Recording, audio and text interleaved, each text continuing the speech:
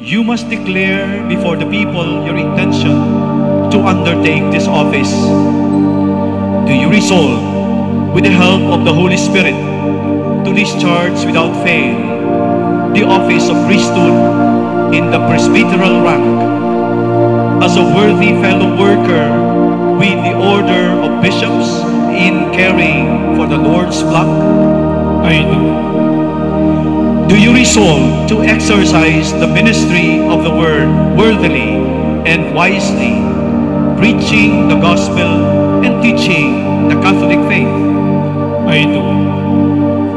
Do you resolve to celebrate faithfully and reverently, in accord with the Church's tradition, the mysteries of Christ, especially the sacrifice of the Eucharist and the sacrament of reconciliation, for the glory of God and the sanctification of Christian people? I do.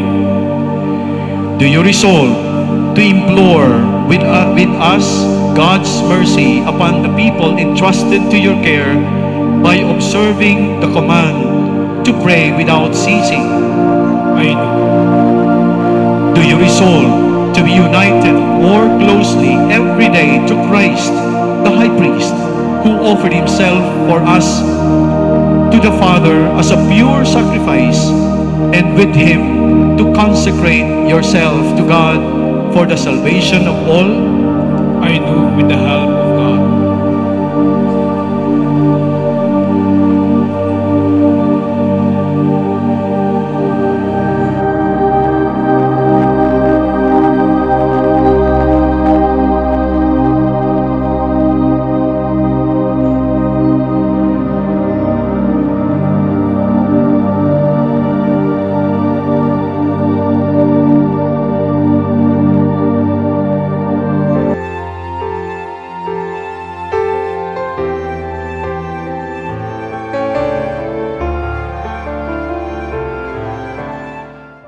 Nagbatog ang bukasyon ko sa pagpapadi kan sa sakristan di sa dako na simbahan di sa bulan, no? Way back 2012, third year college ako, nagsulod ako sa pagkasakristan.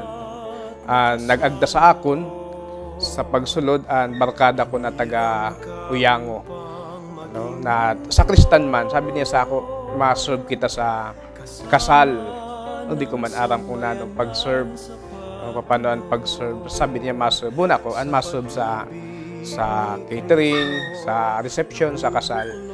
Yun pala ang ma-serve sa misa, sa simbahan, during wedding. Tagapagpahayag ng mabuting balita sa mga tao. Ito ang buhay at lakas mo. Sa iyong pagkatao, sinasalamin mo.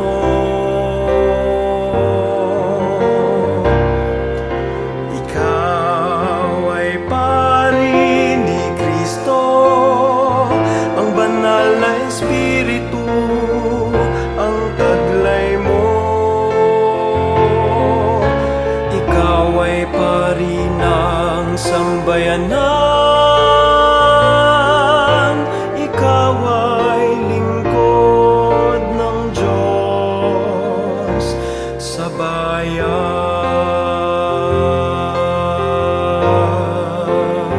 Kaya dito nagbatog sa ako na bukasyon sa pagkasakristan.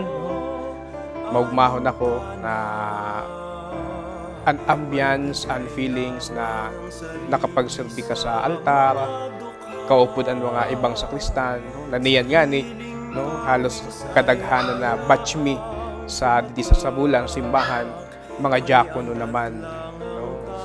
Dahil sunod-sunod talaga ang bukasyon sa pagpapadi, no? Kaya maugmahon ako dito nagbatugan sa ako na bukasyon sa pagpapadi na sa ako man na inspirasyon, siyempre sa inspirasyon kan mga padi na na-assign dito sa bulan sadto.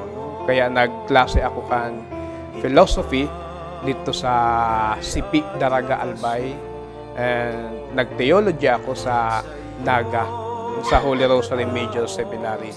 Pero, yaon magyapon ako sa Diocese kan susugod, maski sa iba ko na lugar nag-eskwela. Pari ni Kristo, ang banal na Espiritu, ang taglay mo. Ikaw ay pari ng sambayanan, ikaw ay lingkod ng Diyos sa bayan. Ikaw ay pari ni Kristo, tagapagpahayag ng mabuting balita sa mga tao. Ito ang buhay at lakas. And yun, daghanan ng mga challenges sa sulod sin seminaryo. Siyempre, grabe ang disiplina. Wala si cellphone, bawal ang mga nanuman. Talagang disiplina. Di na ako sanay sa una. Nag-abot man sa punto na bagang gusto ko na magluwas. Pero dahil sa pagpangaji, sa danon kan mahal na Diyos, sa danon kan pagpangaji, kan ibang tao sa ako. Kaya yadi ako niya for almost how many years? 10 years sa formation, kasabay na ang pagiging diakono. Yadi na ako sa pagpapadi niya. Kaya maunian sa ako na istorya kan sa ako na bukasyon. Nagbatog sa saday na pagiging sakristan, no, hanggang niyan yaon na inspirasyon, no, sa ako sa pagpapadi. May the Almighty God bless you, the Father, and of the Son, and of the Holy Spirit. Amen.